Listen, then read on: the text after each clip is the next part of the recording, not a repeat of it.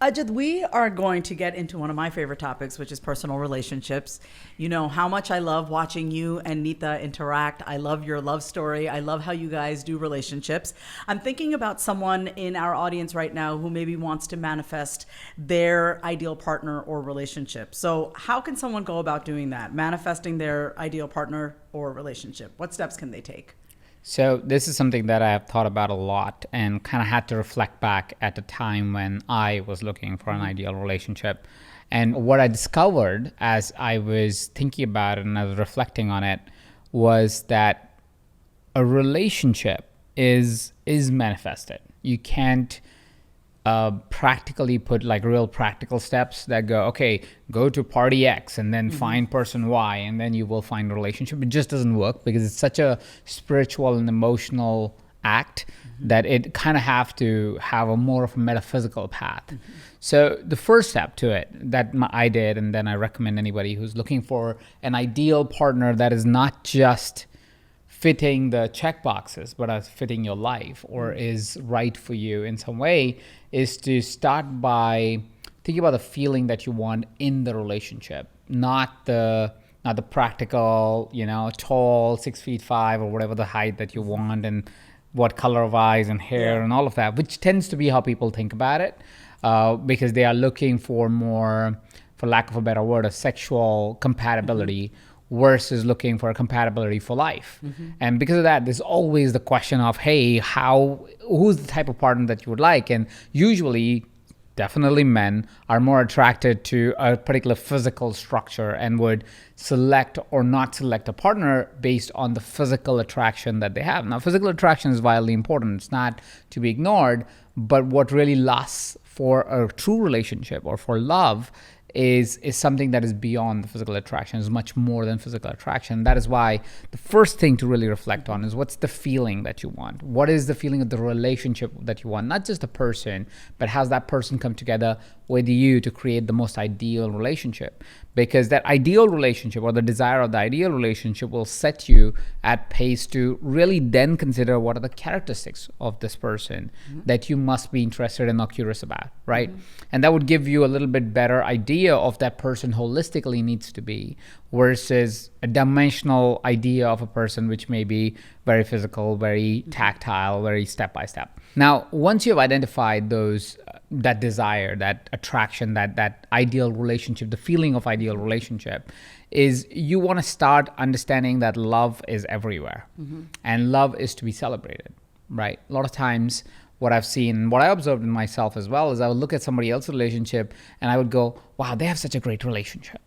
Wow, they have such a great relationship, but that guy is not really that great. Or I wonder why this gal is with this guy, or I wonder why this guy is with this girl. And that happens with us, right? We think somebody's really attractive to us, and instead of celebrating them, we start getting jealous of them, right? Or we start kind of not really appreciating the relationship. We kind of wonder why this relationship even exists. And it makes great gossip and it makes great conversations with our friends and everything. But what happens because of that is we are also creating this resistance in our mind about love and accepting love and appreciating love. And if we can't appreciate love, it becomes a little bit hard for us to actually manifest that relationship for us. So it's not only that you truly need to understand the desire of what you want to attract, but that you actually appreciate it. So instead of looking at a relationship and sort of looking at the differences in the relationship or why it shouldn't work out or how the man is not deserving of the woman or the woman's not deserving of the man or the partners are not deserving of each other, instead look for how they are great together. What are the beauties that they bring together? What are the joys that they bring together? It creates a cognitive bias towards always looking for love everywhere instead of looking for why love doesn't work everywhere. See, one of the key secrets to not only attracting love, but also psychological biases that we need to have is to understand that the more we look for similarities and more we look for the greatness in things, the easier it is to get greatness attracted towards you. It's law of attraction, which is a very spiritual idea, but if you look at the psychology of it, it just simply gets you to filter out things that are negative around you and selectively gets you to appreciate things that are good around you. And when you have good thoughts, what tends to happen is stack on more good thoughts. And when you stack on more good thoughts, you start labeling and stop accepting that that is true for you. So say, for example, somebody's looking for love, and you start seeing love everywhere. You start seeing a couple and start thinking about how they're different or why they're fighting or why they may have an argument. You start looking for how much they appreciate each other or how much they care for each other, or how the man takes to the woman or the woman takes to the man or the partner takes to the partner. And once you start seeing that, you go, wow, love is here in this couple. Love is here in this couple. Love is here in this particular scenario for whatever that is. Once you start appreciating all of that, you start to go, love is everywhere. And so when somebody comes into your life, if your desires are well defined and you go, this is the kind of relationship that I want, it starts to go, oh, that's one person that may be the right kind of person or partner for me, right? Then there's another person, and then there's another person. You see more people giving you love. You see more people you can love. And not necessarily that you're loving sexually, just loving as a person. And that allows you to be able to attract more love in your life. So it's a spiritual principle and a cognitive principle that allows us to be able to see more love around us.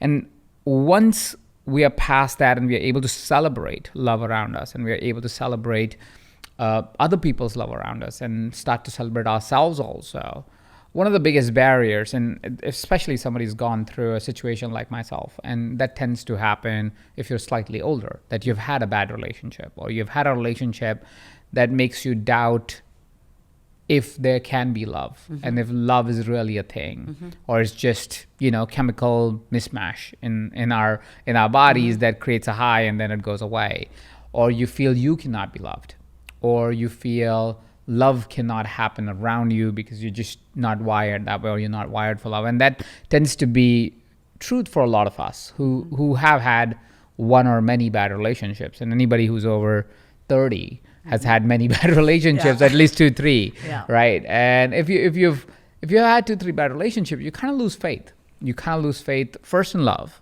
and second in yourself. And losing faith may be one of those things that will consistently put you on a back feet where you would always go, well, is love really real? Or is it just sexual chemistry? Or is love going to really happen for me? Or is it just something that is available to others? And so you need to start developing faith in love and looking for love, appreciating love, loving love, loving for anybody that loves you, and loving people, yourself. It starts building that faith back in you. See, if there's something that is present to you as a desire that you have, it is most likely that in the universe it exists. It may not be present to you right now, but it definitely exists in the world that is why the universe has presented you with that desire. It's like any goal also in life. Is if there's a goal that is present to you, there's an opportunity for that goal to be realized. If there is love that is present to you, or a type of love that is present to you, there's an opportunity for that love to be realized in your life.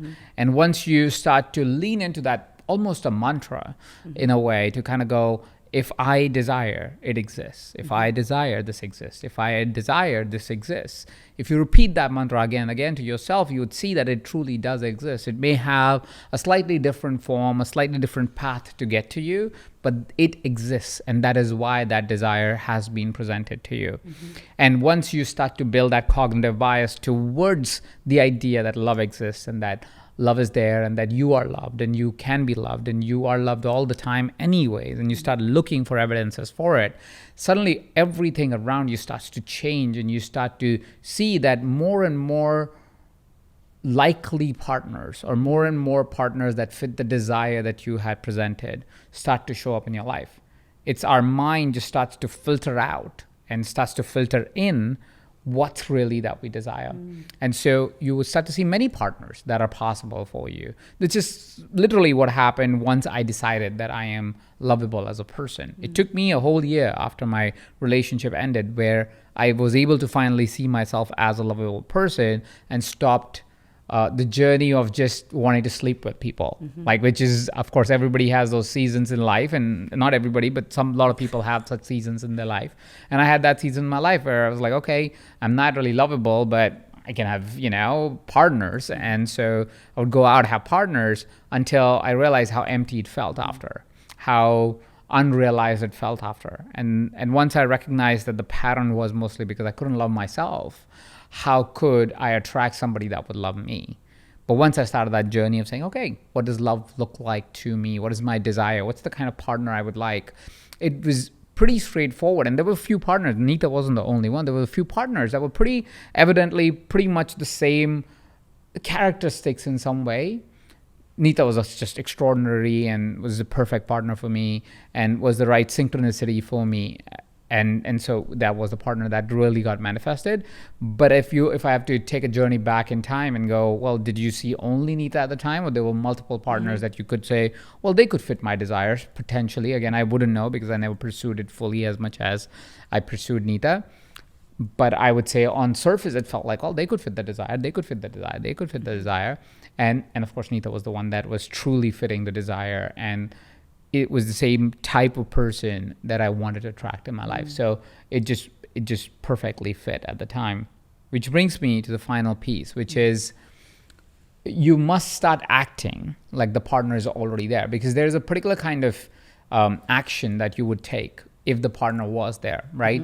You wouldn't just hit on everybody, for example, right? You would act with a certain level of integrity. Yeah, you would have some integrity. You would have some kind of charisma that you would present. There will be certain kind of confidence that you would have in yourself and person that you're with. So you start acting as if the person's already happening and is coming into your life. It unlocks a part of you that makes yourself even more attractive to the right partner. Not to everybody else, but to the right partner, especially as they realize, oh, you don't have a partner, especially when you are available. It becomes very attractive to the right partner, but you need to start acting like it. Because a lot of times when we don't have a partner, and you would see definitely in men, I don't know about women, but definitely in men, is when they're single, they act like slobs, right? they don't take showers for days. They are not dressed to impress. They're just, they wake up, they smoke too much weed or play too many video games or whatever that is that they're doing. But single men tend to have certain tendencies that change the moment they are in a relationship. And it's not because the woman's changing them, it's because they are changing themselves. Yeah. It's because they realize that I'm a more responsible adult and not a child that's 14 years old, right? And because that changes, women are more attracted to men. That's also true for why more women, and that's what I know, and I could be wrong in my data point, but more women are attracted, especially mature women who are actually doing something in life and who are not kids, are attracted to, not kids, but not young adults, whatever. But women are more attracted to married men, or women are more attracted to committed men, if not married. And that's not because they want to break a relationship. It gives a sense of a committed man stability. Acts different. Yeah. They're more stable, they're more present, they're more confident, they know where they're going, they have a purpose, they have a mission, they have responsibility, the sense of stability, like you said. They walk with that. Their presence brings that to the environment. And the more a man is that, the more desired he becomes. So if you, as a man, start operating that way, like even if you don't have a committed relationship, but you act as if you have a committed relationship, what will happen is your persona changes and you're way more attractive to the right person. Wow. Right? So I'm sure something of this sort also works for women. It may not be perfectly as how it works for men, but I'm certain it's the same thing for women. Because when Nita said yes to love, this is me reflecting on what she shared as a story, but when she said yes to love, she changed as well on how she was operating. She was not trying to just go from one city to another city. She was looking for more stability. She was working on her book. She was committed to say, I'm going to meet men with intention, not just meet men, right? I'm not going to just go for whatever is my feeling in the moment. I'm committing to actually understand the person across the table, right? So women also change somewhat. I don't know exactly those changes, but they do change the moment they start operating that they are committed to something. They are not flimsy about things, and commitment creates that attraction. So how do you feel about the company that you keep? Because I know one of the steps that you said was start celebrating love whenever and wherever you can. Do you think that it's important that as someone is looking for love, that they're hanging out with people that aren't man bashing or women bashing and being like, oh, all men suck? Or, you know what I mean? You know how people who have been, who are biased and jaded, they just start talking crap about the opposite sex. And isn't that important as well as you're trying to manifest? It's like the company that you're hanging out with and how they're speaking about dating and relationships. I would generally recommend not to hang out with anyone that is man bashing or woman bashing, because that's a season of life. That's not the truth of life. There's a season of life that I totally understand, where if you were hurt recently, there's a possibility that you're man bashing or woman bashing, depending on whatever hurt you, right? It's like when we go against a race or a culture or a skin tone, it's not because inherently we are bad people. It's because we have had a bad experience, or we have a narrative that has been presented to us again and again and again, that we think that that narrative is the absolute truth of life. And it's not. All men are not bad, all women are not bad. So generally, I would say don't hang out with anybody that is in a state of, unless you're supporting a friend, which is a different thing. But if you are generally surrounding yourself with people who are bashing something all of the time, what tends to happen is that your wiring will get in sync with that. And so there's a theory. It's a cognitive theory called overgeneralizing. Overgeneralizing is a psychological theory where if your mind's greatest purpose, or the only purpose really, is to think and then give instructions to your body, right? If you think about like from a mechanical, biological point of view, right? It's basically to think those thoughts, make meaning of whatever that is around us, and then make a thought around it, and then tell that thought to the rest of our body to do the thing it needs to do, right? Or just think about it even more so it can become a thing in its own mind, right? So that's the job of one of our most powerful organs, which is the brain. Now, what happens is when something good happens in a day is we think about it, right? We think about all the good things and we celebrate them. But has it happened, and this is an open question to all listeners, that a single, sometimes really stupid, simple event that was just negative that happens, and the rest of your day goes to shit, right? It could be the dumbest thing. It could be one word somebody said. It could be one idea or one recognition you didn't get, or whatever that is. Like, it's a tiny thing in the context of your life or your day even, but it spoils your entire day, right? That's what overgeneralizing is. Overgeneralizing is when we take a small negative thought and we create almost like a domino effect that creates negative thought after negative thought after negative thought after negative thought, making us feel like shit, right? Or making our day shit. And that happens if you are around people that are constantly bashing, right? If you be in that environment again and again and again, and if one day somebody says, all men are dicks, men don't know how to love. Men don't know, whatever that is, right? It's a man-bashing environment, right? You hear it for day one, your day is spoiled, you can't see a good man around you. It's not possible for you that day. But then that happens another day, and then another day, then another day. The 10th day or the 100th day of you experiencing this, you can't see a good man. Even the greatest man around you or a perfectly good fit for you, you would think that person's a dick because you've been hearing that for about 100 days. And that's kind of how our mind works, and that's how we create realities around us. So we have to become overly protective about what gets into our brains, because every single thought, and I mean every single thought, can totally corrupt not just your day, but your entire life. So if you're trying to attract a man or a woman in your life, there is no reason for you to think that they are evil.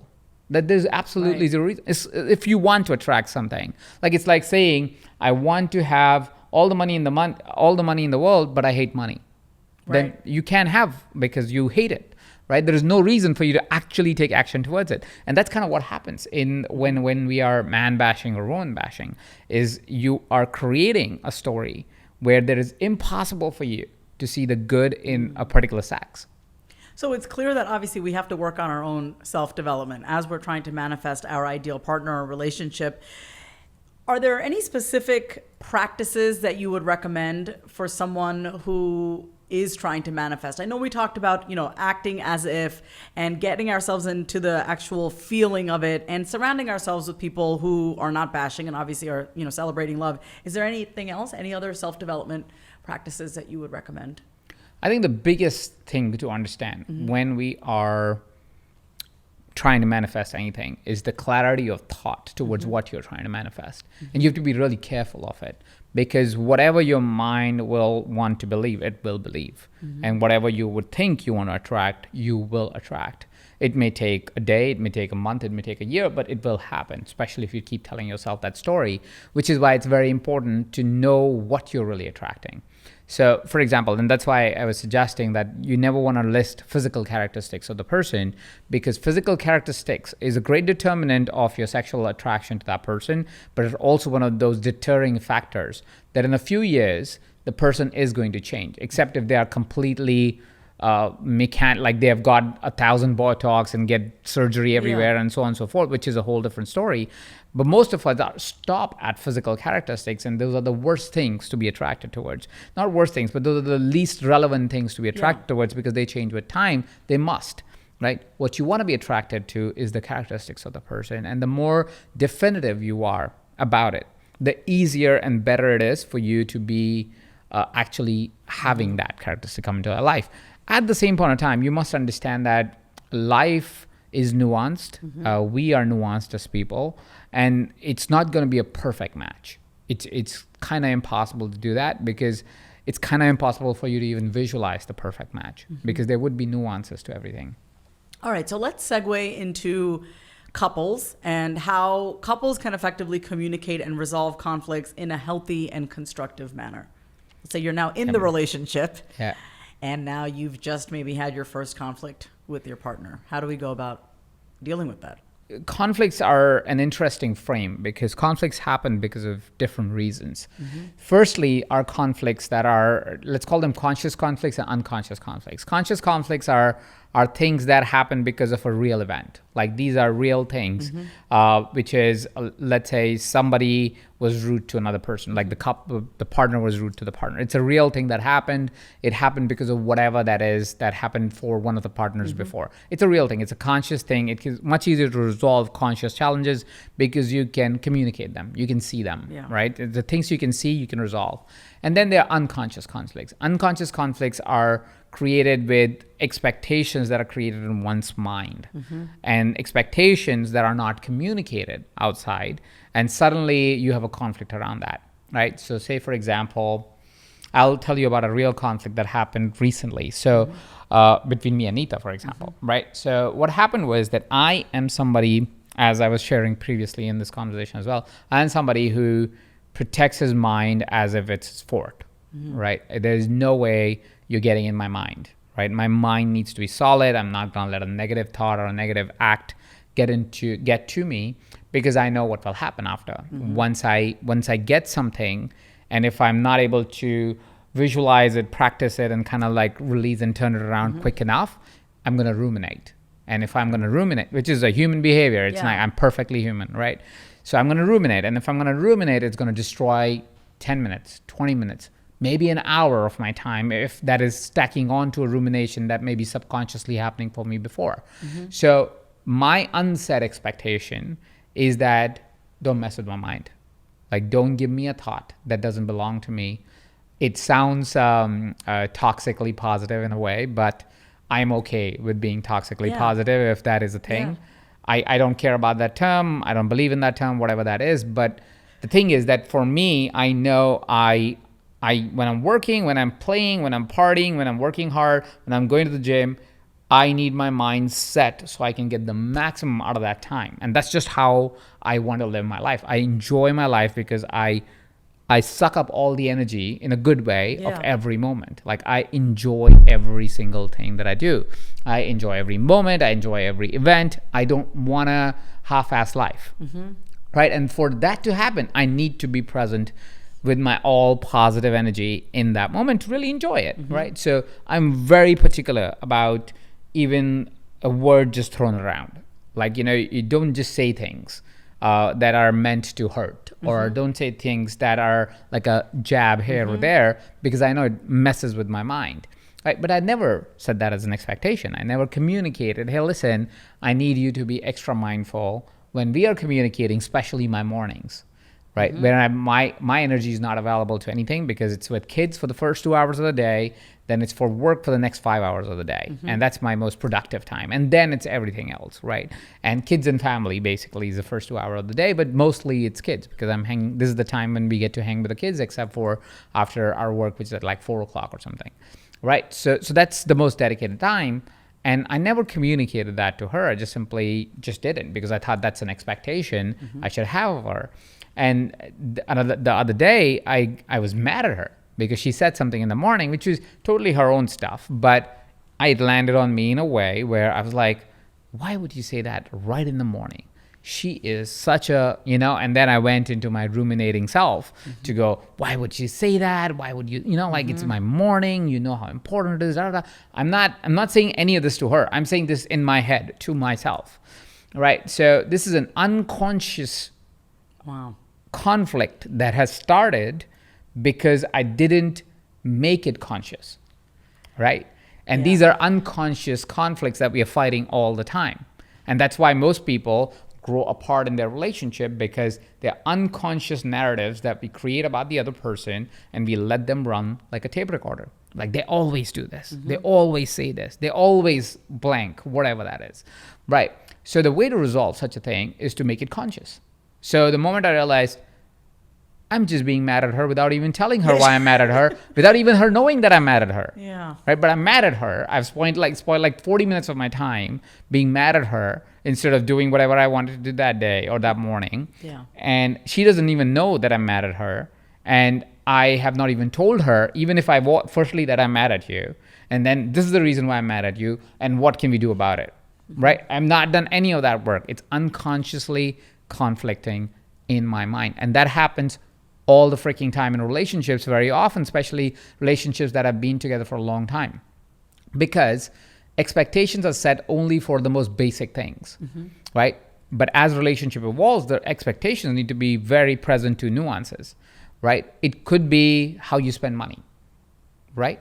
Which previously might be acceptable to you. Let's say in a partnership, usually there's one person who is financially more aware or more conservative, let's just call it that, and one person who's not so financially conservative, right? So you need to communicate that. And that's an expectation that needs to be transferred over, but most of the time it just stays unconscious because the conservative one is constantly going, why the other person is spending so much money? And the one who's not conservative is going, why is the person always stuck up about money? It's not like we don't have any, right? So because there's no expectation communicated, right? But if you bring it to the conscious, you can resolve it. Now, one more thing one must understand, leaning into further into conflicts, is how you fight, or what is the conflict style that you have. There are two kinds of conflictors, if I may call it that, usually in a relationship. One is fight for what's right, is what I call them. And second one is retreat and resolve. Fight for what's right is a person that needs to talk about it right now. Like the conflicts in, I'm going to talk about it right now. That's Nita, for example, in our relationship. That's why we get along. She's like, it's like Nita needs to fight about it right now. It's like fight for what's right, and they're very much in favor of this is right. Let me tell you, here is what it is, or here's you say what you got to say as well. So fight for what's right, and right is whatever is the perspective, right? And so they need to do it right then and there. Right? And then there's the other personality type, which is more of mine, which is retreat and resolve, which is I need to retreat from that situation, kind of think as to what am I even thinking? Why am I even in this conflict? What am I even fighting for or fighting with? Right? And then first make a meaning out of it and then come back to that conversation. Now, these are the two opposite ends of doing a conflict, right? Because the fight for what's right is like, why do we have to sit down and like think about it? Like, let's talk about it is the way to resolve it. Absolutely right. And the retreat and resolve person is also absolutely right, because they're like, I don't even know what I'm thinking. I don't even know why I'm fighting. I have to first figure that out as to what is even the conflict that is in my mind or in the situation before I can discuss it, right? Polar opposite of how you do conflict. But think about somebody like, for example, me and Nita. If both of us are so distinct personalities, we need to tell each other how we fight, or learn from each other on how to fight with each other or be in a conflict with each other to understand, oh, okay, I'm just going to need to, like sit with it and come back when he is regulated, he has understood his situation, he's taken responsibility or whatever the thing he's going to do, and then come back to the conversation. And I need to understand that when Nita needs to fight for what's right, I need to make myself available to fight for what's right. But to understand your conflict style is one of the keys to resolving conflicts much easier. Is because once you understand what is the conflict style, you can go, oh, okay, in this particular situation, the conflict's been brought to table, let's say from Ajit's perspective, he will retreat and resolve and then come to the conflict, right? And if it is a conflict from Nita's point of view, we will need to go to resolve that straight away, right? Because it's fight for what's right. It doesn't need to retreat and resolve, right? So you need to understand that so you can play the part of wherever the conflict originates. You can play that part because you understand the conflict styles of either of the personalities. Now, when you're in conflict, so we've talked about how conflicts or what types of conflicts one has, conscious and unconscious. We've talked about conflict styles, which is fight for what's right or retreat and resolve. Now, when you are in conflict, the best way to resolve is to firstly be mindful of where your emotional state is at, and know that if your emotional state is elevated, you need to kind of calm it down, irrespective. And sometimes that's not available. That's not there because you're in it.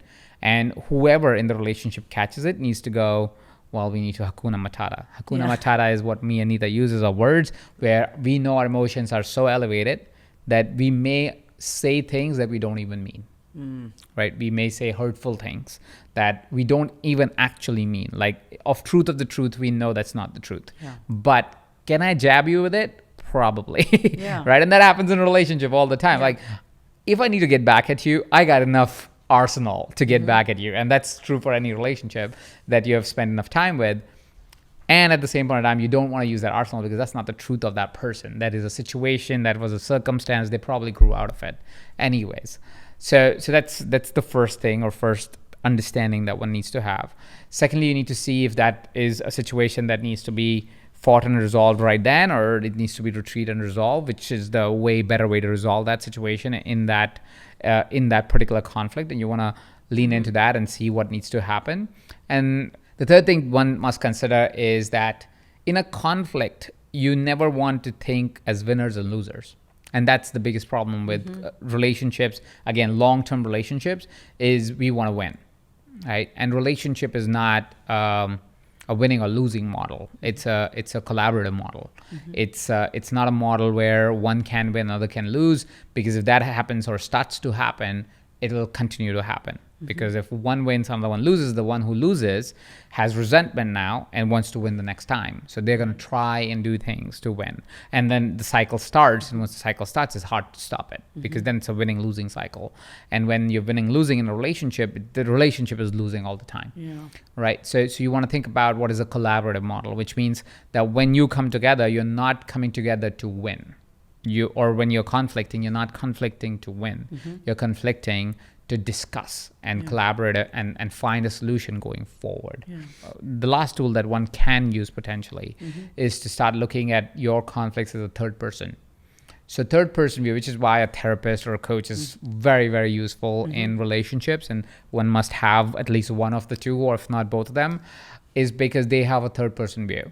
They are not associated with your pain, like in the sense of they're not going, how could you do that to this person? Except for if you're being like abusive, which is a whole different thing. But in a regular relationship, they're simply going, okay, you said that and you said that. And here's what you said, each of you. What do you think you said? And what do you think you said? They're basically a third person view.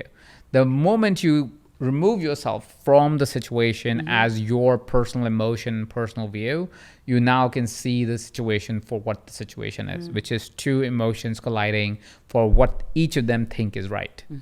Right? And it's not anything else but that. And a third person view allows you to be able to lean into the perspective of the person that you're conflicting with, which is your partner. And that allows you to kind of ease off on all the gravity and the intensity that you're holding on to, because you think the other person is trying to do you wrong, which they're not. They're just trying to do what they think is right.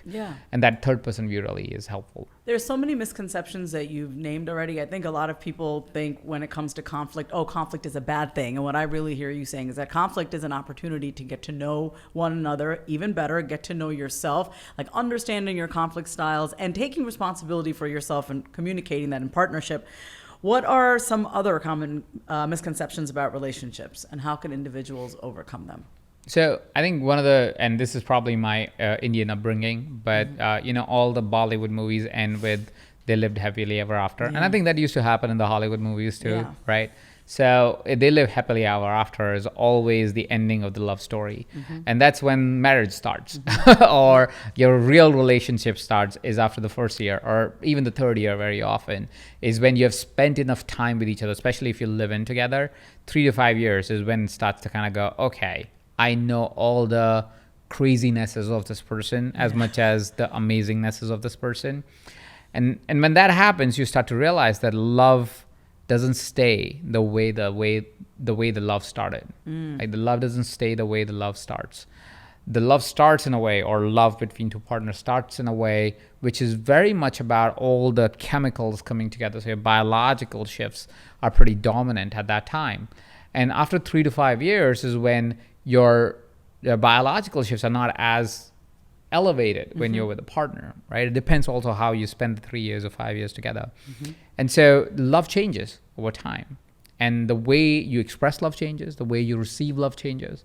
And you must understand, and that's why it's so critical when you're manifesting your partner, you're not attracted by the physical beauty of the person, but the spiritual understanding of that person, the mental frames of that person, the goals and vision of that person.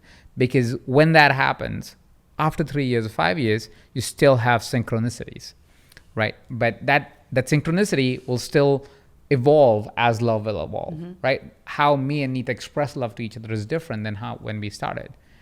And how we maintain our love is different than how we started. And it will change over time as well, because you change, and because you will change and your partner will change, you'll tend to have a different way of expressing and experiencing love. And you must be present to that. So first thing to remember is love changes. How you express, how you experience it changes, and you must be ready for that. You can't go, you used to be different. They are going to be different. And they are going to constantly be different. And that's a good thing. You don't want to be with a partner that doesn't change, because that will make sure that you don't. Right. And you don't want to live a life where you were same 20 years later, because where is the growth then? Where is the joy of life? Where is the experience of life? So you want a partner that wants to grow and changes with time, because you will change with time. So that's the first thing that is to remember, is love will change. Love is not the same. The second thing to remember is conflicts are the center of growth.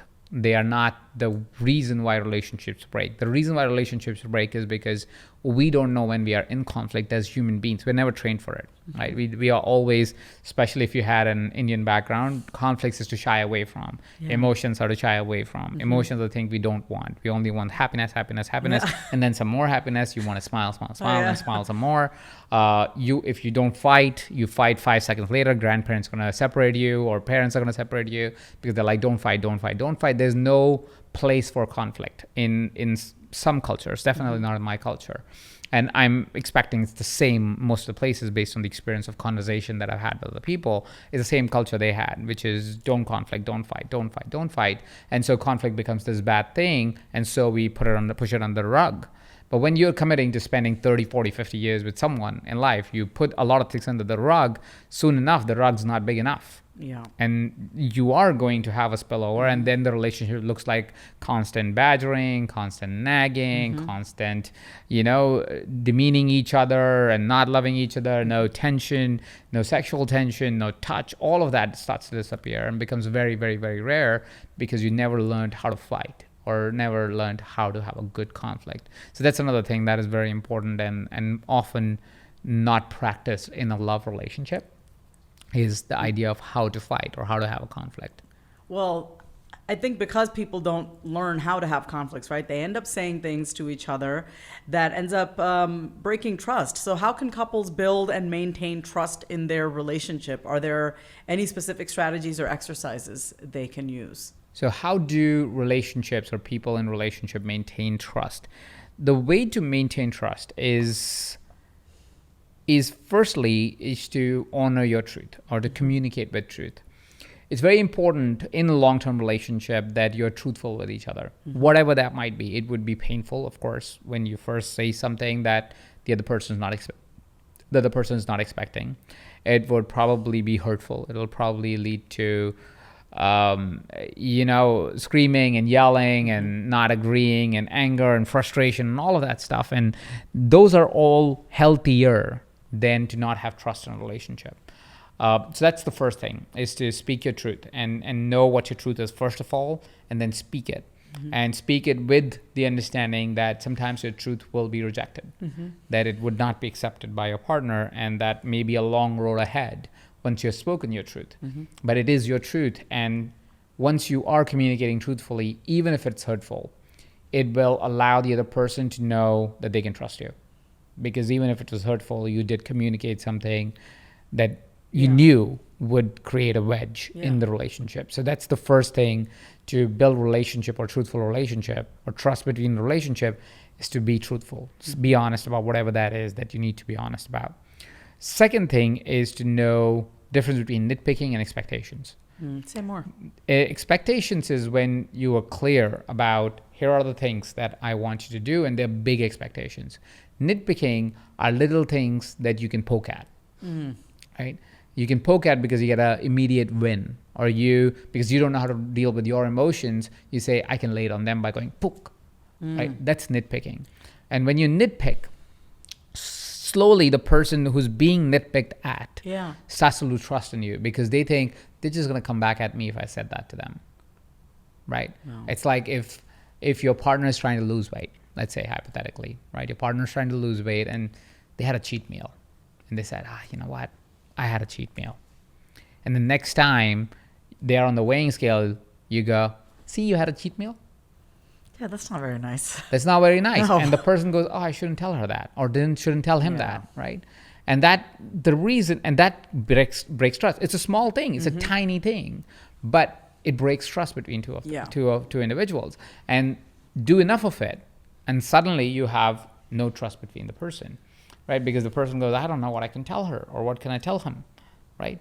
Because I'll get nitpicked at, right? So nitpicking is different than having expectations. Expectation is something like saying, hey, listen, my expectation from you is that you support me as I'm going through this weight loss journey. That's an expectation. Yeah. That's communicated, it's clear. You can even define what that support looks like. Hey, I want you to not order in for the next 10 days because I'm on this health journey. I'm trying to build a new habit, right? I'm going to cook the meal for all of us. But the expectation is don't fall for that pizza, not at house. Go order it at the office if you still feel like, I need to honor this journey that I have. Could you support me? And then they can say yes or no, but hopefully they will say yes if they love you enough, right? They'll be like, sure, 10 days, 20 days, 30 days. I don't have to order pizza. I'll order it outside. Go eat outside and come back in. If I really need to do it, it's not a big deal, right? That's an expectation. Nobody's nitpicking at it, right? And if you fail sometimes, that's okay. Nitpicking would be to take those little things, the little failures, and then pick at it. And that happens in a relationship a lot.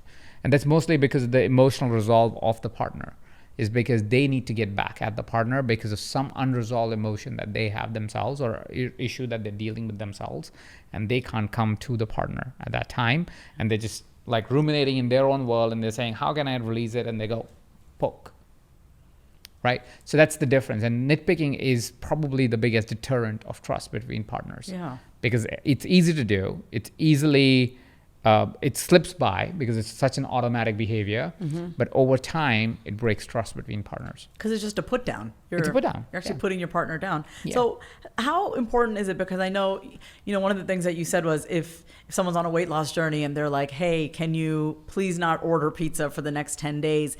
I think about like people having their own individual identities. I think about that person who may want to order in pizza for 10 days. Let's just say if they do. So how important is it for couples to maintain their individual identities while nurturing their relationship, and how can they strike a balance? So it's very interesting. I see relationships as two parallel tracks. They, in my opinion, that's how it should be. The relationship should always be two parallel tracks where they have their own identities and their own growth that is happening. But at the same point of time, there is an attachment and attraction, and the path stays together, right?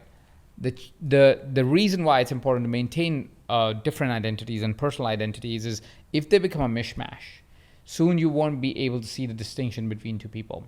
It's often said that sometimes partners will start to look alike after a while, right?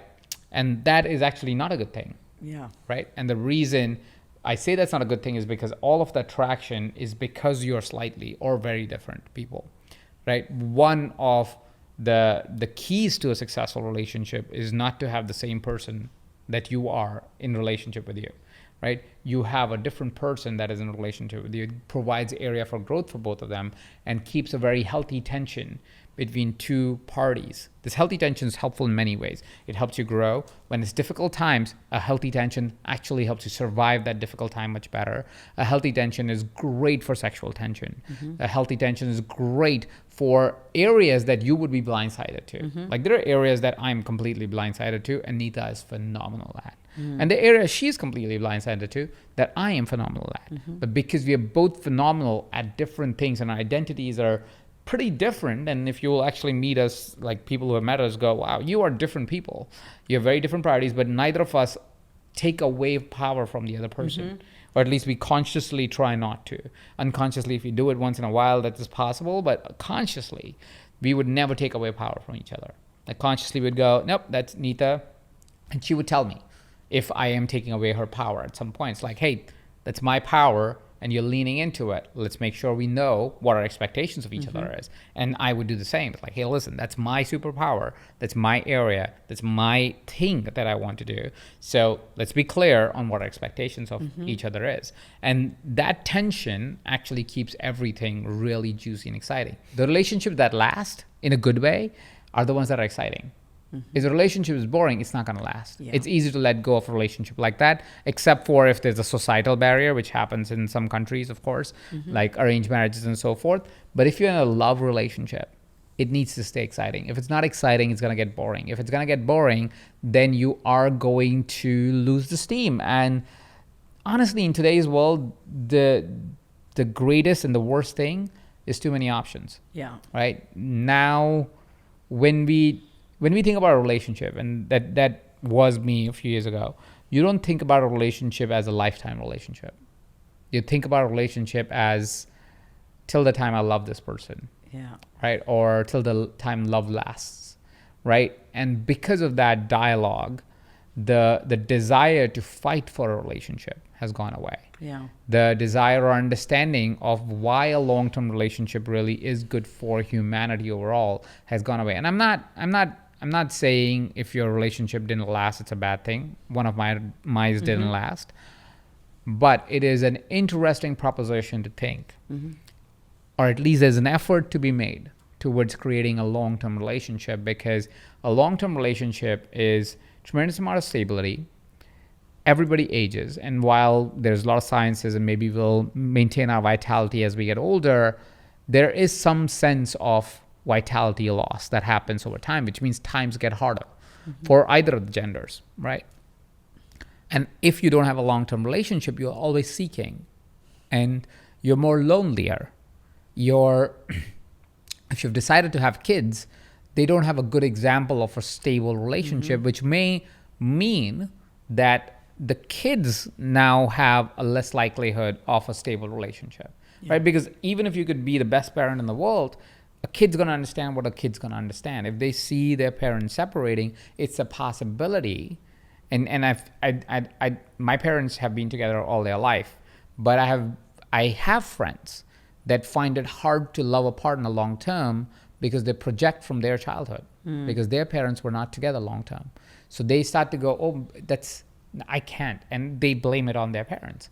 Right. So it's not that their parents were saying you can't have love for forever. Like they were not saying that, but that's how they received it, because their parents didn't last forever. They started to believe that love doesn't last forever.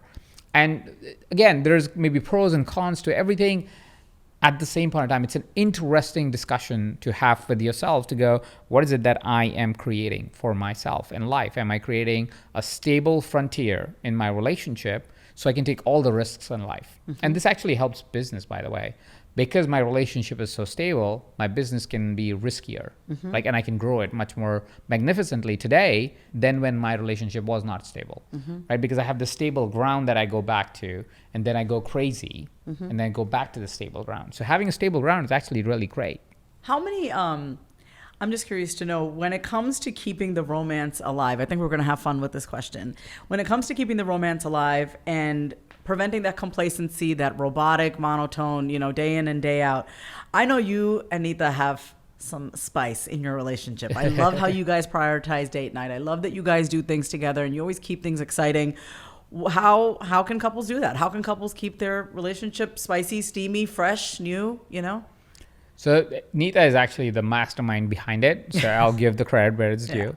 And at the same point in time, there's a simple principle or a set of principles that we follow overall. So firstly, look at anything that's boring in your relationship and make it not boring. So for example, date nights is a very boring thing. If you really think about it, most people have date night, which is at a restaurant. They go eat at a nice restaurant that is hot in town or whatever that is. They get a reservation, they order food, they talk about the week. Mostly they talk about the kids, and then they go back home and go to sleep. Yeah. That's kind of how usual date nights are. So Neeta came in and said, that's kind of boring. Like that's okay, fine. We'll have all the restaurants of Austin, but do we really care we care about food, but do we really care? Yeah. Right? Is that really that important that all week long I wait to have dinner with you? Yeah. Right? Is that really what we think is an exciting date night? So she said, okay, why don't we diversify? It's like, sure, we love food. Let's have one of the date nights that are at a restaurant. But the other 3 in a month, so there's 4 approximate on an average, 4 date nights, right?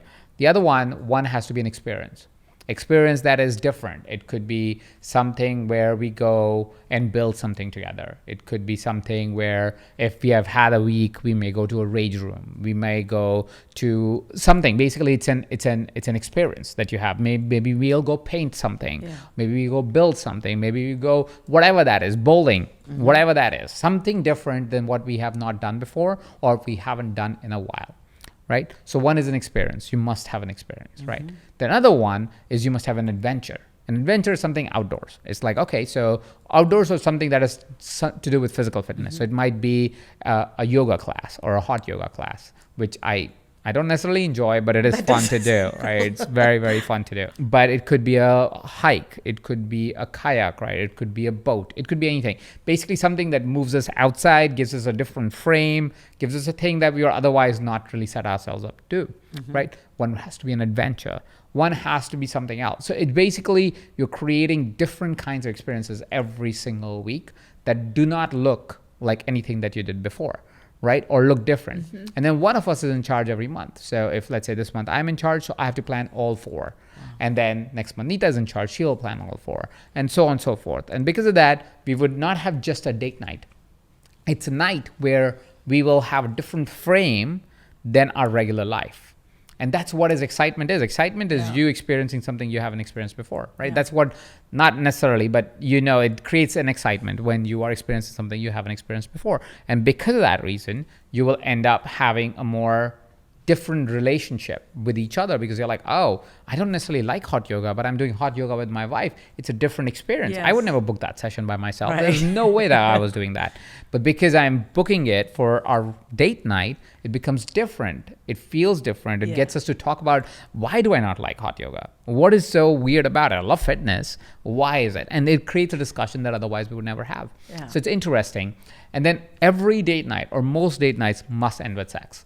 Yeah, please. Absolutely. Yeah. We got 2 kids, right? Yeah. So it's hard for us to do it during the day because, again, we have busy lives. We're very social people. Evenings are with kids. Right now is a season where my parents are over, this and that. Somebody's always over at our house. You already know that. So it's a little bit hard for us to do it during the daytime or on a regular weeknight. So we have to almost schedule it. But scheduling it helps because then it's not only just having sex. It is about having sex in the most passionate way. And each of us would bring different tricks to the table, right? So we would make a conscious effort of always learning how to make that life also exciting and juicy and different. So it's not the same. It's actually different and different and different. And we learn, and you can learn this, there are tons of learning opportunities for this, but we also change that. So that keeps a default for every week to be different and exciting. And then what we would also do is once every couple of months, we would have a peak experience. A peak experience is something that would usually, to simplify it, it's an event. It's something that will completely reframe everything that you have done until then. So it could be where we would say, for example, we would just for 5 days in Lake Como, just me and Neeta, right? And for 5 days, we were just celebrating and hanging out with each other, loving on each other, learning about each other, shopping together, doing different things together. We went to Switzerland one day, like all of that fun stuff.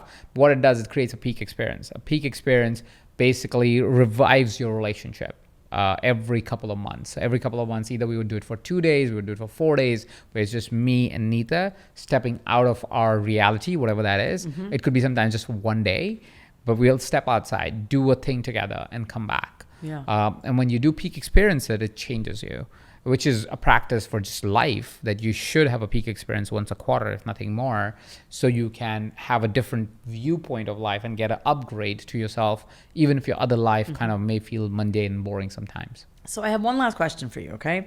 So there's so much talk about green flags and red flags on the internet, and I want to hear from you, what are some warning signs or red flags that people need to be aware of when entering a new relationship? So there are many red flags that a person could have, and it's a personal preference a little bit. Yeah. But generally, I would say there are red flags is don't date your mother or father. That's I mean, not literally. I mean, a lot of times we end up with personalities that are like your parents because you're trying to fill a parent hole, and you're not necessarily looking for love. You're looking for a parent. So don't find a parent for yourself. It looks very comforting in the starting because psychologically it makes you feel safe.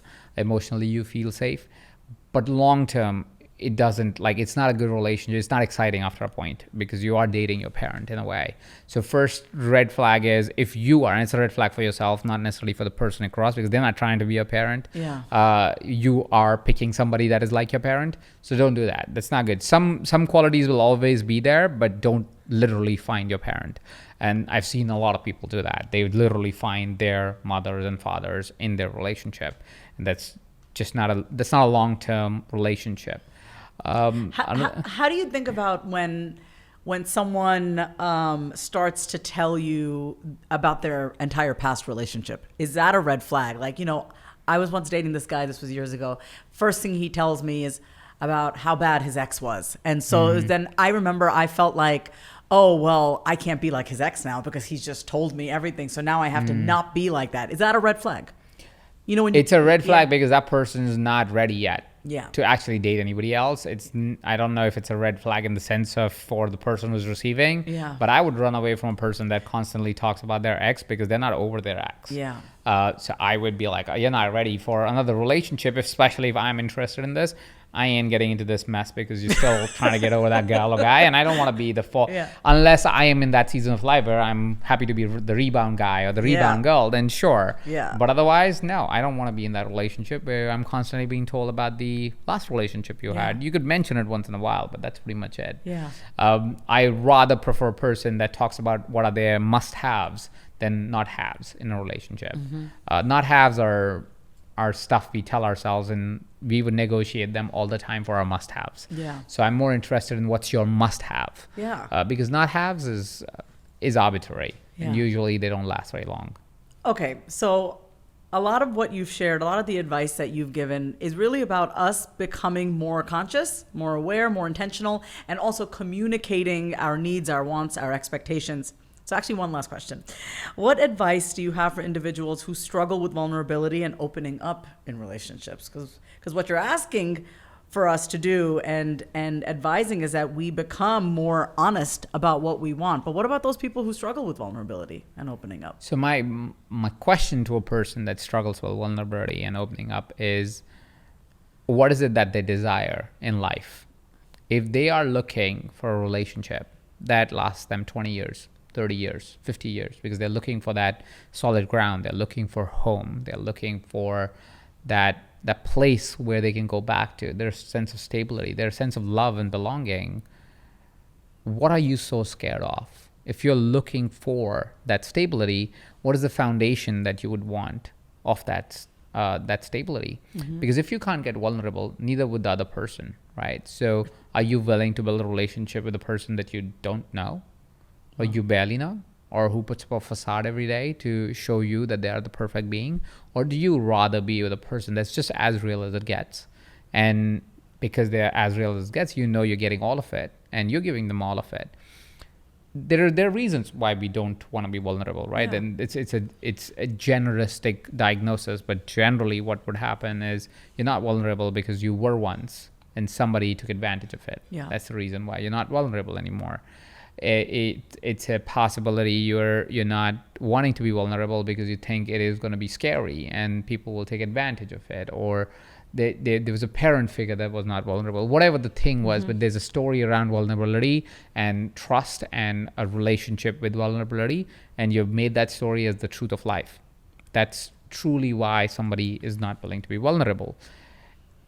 Diagnose if that's actually the truth of life, because it's not. And you would look around everywhere to see that vulnerability is not something that people take advantage of. They can, of course, but vulnerability is what a great relationship is built on, is a great human being built on, for that matter. It's not even about a relationship. If you cannot be vulnerable, you cannot really accept yourself fully, because you don't understand yourself fully. Vulnerability is a part of being human. It's not something different.